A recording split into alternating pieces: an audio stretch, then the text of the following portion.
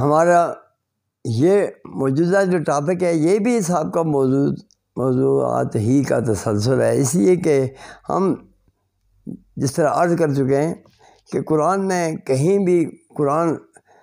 کی ایک آیت دوسری آیت سے اجنبی نہیں ہے، نہ قرآن کی کوئی صداقت دوسری صداقت سے اجنبی ہے، نہ اس سے مختلف ہے۔ تو اس لیے ہم جب بھی اور کوئی بھی قرآن کا اسٹوڈنٹ یا قرآن کا طالب علم جب بھی قرآن کے حقائق کو سمجھنے کی کوشش کرے گا تو حقائق کا ایک جلو ہوگا اور حقائق کا ایک ہجوم ہوگا اور صداقتوں کی ایک جو ہے نا کائناتی ایک صورتحال ہوگی جو انتہائی پر ہجوم اور ازدحام ہوگا، حقائق کا ازدحام۔ لہذا ایک اسٹوڈنٹ ان حقائق سے ان کی صداقت کے موتی چنتے یہ ایک ایسا سفر ہے، مسلسل سفر، جس کی کوئی انت اور انتہا نہیں ہے۔ اور ہم کہہ رہے تھے حمد کے بارے میں، اور حمد کے بارے میں ہم نے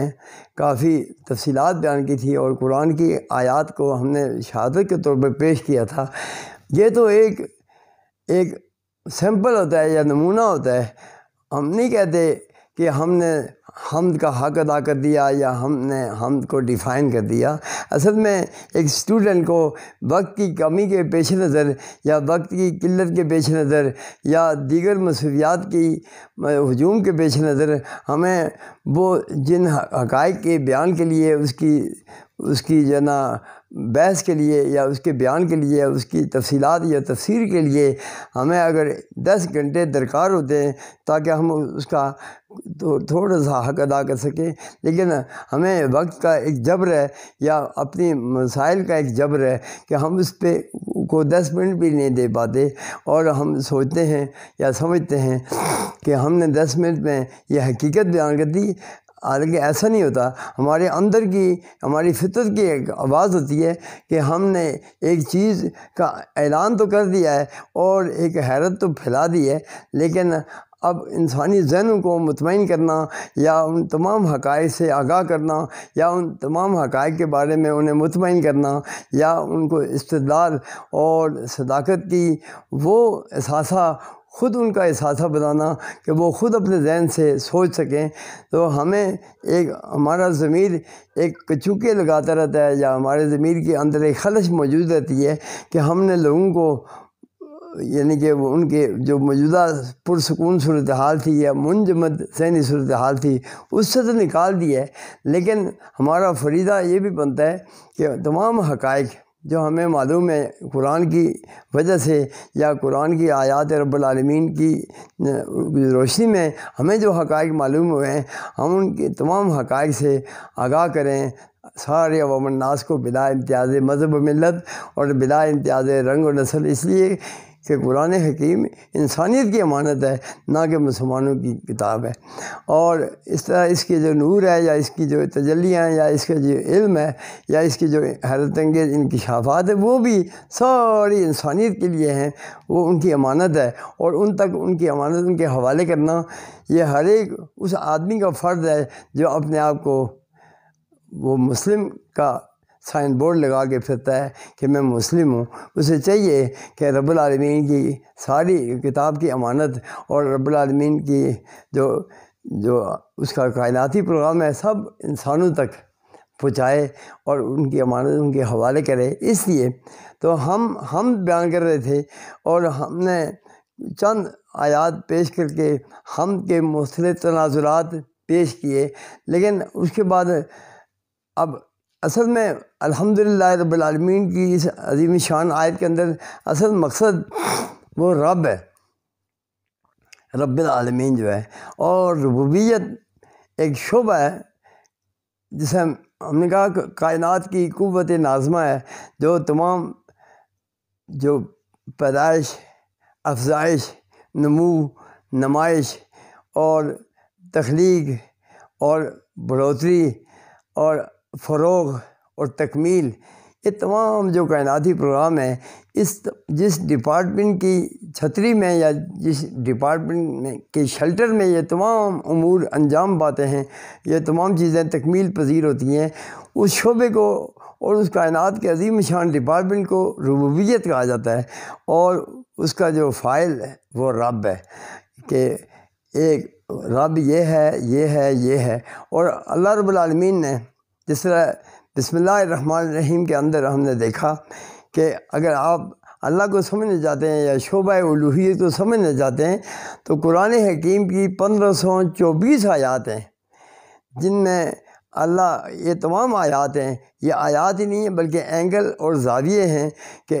اللہ نور السماوات والارض، اللہ الذی رفع السماوات بغیر عمد ترونہا، اللہ ربکم و رب آبائکم الاولین، اللہ خالق کل شیء، اللہ یبسط الرزق لمن یشاء و یقدر، اللہ لطیف بعبادہ یرزق من یشاء، واللہ خبیر بما تعملون، واللہ خبیر بما یصنعون، تو واللہ علیم بذات الصدور۔ تو یہ تمام اینگل ہیں اور زاویے ہیں۔ وہ جو سورہ فاتحہ کا اللہ ہے بسم اللہ کے اندر جس کا ذکر ہے، اسی کی تفہیم کے لیے اور اس کے مختلف کورس اور مختلف اس کے فیض کو کھولنے کے لیے، مختلف فیض سامنے لانے کے لیے اللہ وہ نور السماوات بھی ہے، وہ خلق السماوات بھی ہے، وہ اپنا رفع السماوات بھی ہے، اور ربکم و رب آبائی اولین بھی ہے۔ یعنی کہ ایک اللہ کی دلیل کے لیے، یا اللہ کے استدلال کے لیے، یا اس کی لاجک کے لیے، اس کے منطق کے لیے، اور اس کے جواز کو فراہم کرنے کے لیے، اور اس پر مکمل یعنی کہ علمی کور دینے کے لیے 1524 آیات ہیں جو بسم اللہ والے اللہ کو، فاتحہ والے اللہ کی مکمل تفسیر کرتے ہیں۔ تو لہذا ہمیں رب العالمین کی کتاب کے ہوتے ہوئے ہمیں بالکل مایوس نہیں ہونا چاہیے۔ ہمیں اللہ رب العالمین کی کتاب کی تفہیم اور اللہ رب العالمین کی کتاب کا فہم اور اللہ رب العالمین کی کتاب کی تفسیر، وہ خود قرآن حکیم کا اپنا کام ہے، ہمارا کوئی کام نہیں ہے۔ ہمارا ایک ذمہ، ہمارا ایک فریضہ ہے، وہ یہ کہ ہم اپنے بے پناہ عز و انکسار کے ساتھ اور بے پناہ اپنی انسانی نفس کی جو ہے نا، وہ جو اس کی جو حقیقت ہے کہ عاجزی سب سے بڑی انسانی ضمیر کے لیے اور انسانی نفس کے لیے سب سے بڑی الہی نعمت و عاجزی ہے، جس سے انسان پوری کائنات کی صداقتوں کو پا لیتا ہے، اور تکبر، غرور اور انانیت اور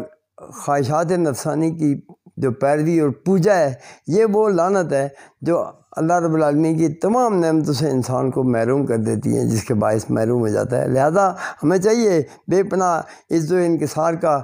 مجسمہ بن کر رب العالمین کے سامنے، اس کی کتاب کے سامنے ہم اپنا زانو و تلمذ طے کریں، ہم شاگرد بن کے بیٹھیں اور بے پناہ عاجزی کی کشکول ہاتھ میں لے کر اس کے سامنے بیٹھ جائیں۔ وہ ہماری آرزوؤں سے بھی خوب واقف ہے، اور اپنی کتاب کے ذریعے اس نے ہمارے ہر سوال کا جواب بھی دے دیا ہے۔ بس ہم بے پناہ عزت و انکسار کے ساتھ اس کے سامنے جب بیٹھیں گے اور اس سے التجا کریں گے کہ ہمیں اپنی کتاب اور اس کے معنی اور اس کے جو خزانے ہیں اور اس کے اندر جو انکشافات ہیں ان کو ہمارے ذہن پہ منکشف کر، تو رب العالمین کبھی بھی ہمیں مایوس نہیں کرے گا۔ لہذا میرا بھی ایک طریقہ کار ہے، اور جو مجھے رب العالمین نے خود بتایا کہ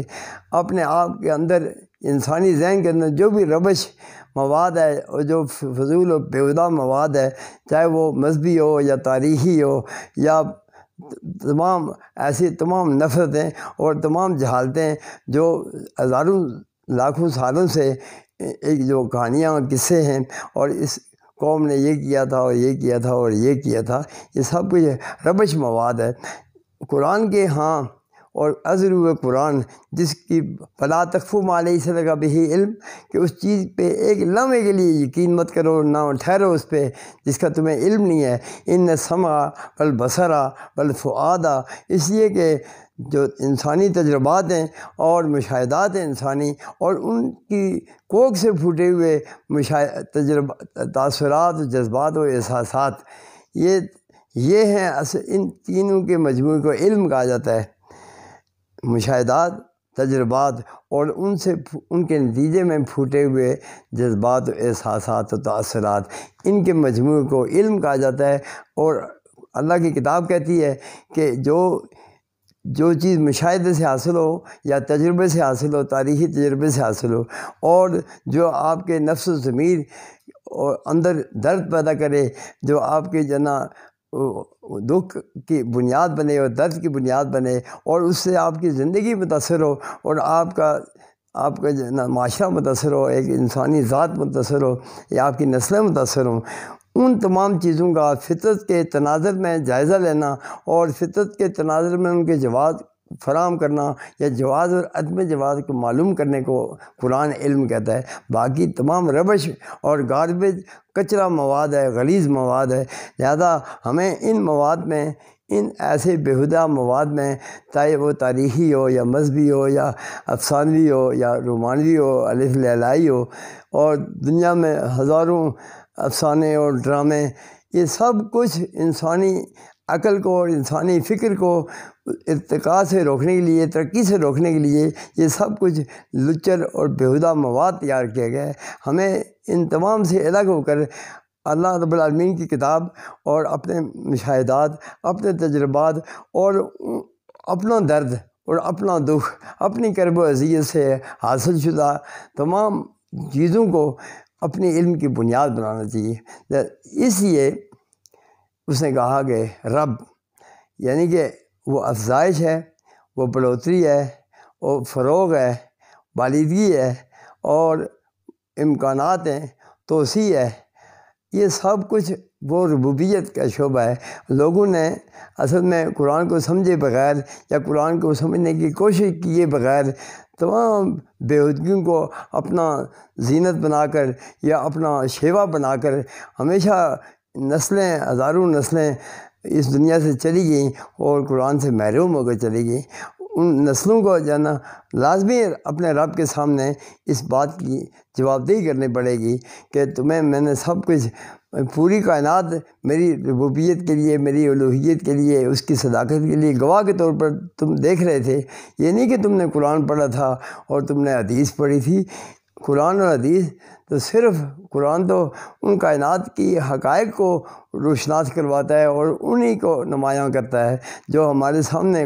دیکھیے قرآن میں واللیل والنہار والشمس والقمر والنجوم والسحاب والبحر، یہ سب کچھ کائنات میں ہے، قرآن کے اندر نہیں ہے۔ قرآن تو اس انسان کی توجہ مبذول کرواتا ہے کائنات کی طرف، لہذا کائناتی صداقتوں کو کھوجنا یہی قرآن حکیم کا پڑھنا ہے۔ اور قرآن حکیم کے میں آتی ہے تلاوت، اتلو ما اوحی الیک من الکتاب یا یتلونہ حق تلاوتی، تو تلاوت کا ذاتی معنی ہے، لفظی معنی ہے فالو کرنا، یعنی کہ وہ تمام الہی قوانین اور فطری قوانین، فطری اصول اور ان کو ان کی علم اور حکمت کو سمجھنے کو تلاوت کہا جاتا ہے، اور ان کے پک کرنے کو قرات کہا جاتا ہے۔ صرف پڑھنا وہ قرات ہے، اور پڑھ کر سمجھ کر ان پہ عمل پیرا ہونا یہ تلاوت ہے۔ لہٰذا دنیا میں وہ کوئی بھی آدمی جس کے اپنے ذوم میں قرآن کی تلاوت کر رہا ہے، اگر قرآن کے معنی پہ وہ عمل پیرا نہیں ہے، اور قرآن نے جن کائناتی صداقتوں کی طرف انسانی توجہ مبذول کروائی ہے ان کے بارے میں اسی خلوص سے ان پہ توجہ نہیں کرتا یا ان کی کھوج نہیں لگاتا، اس نے ہرگز قرآن نہیں پڑھا۔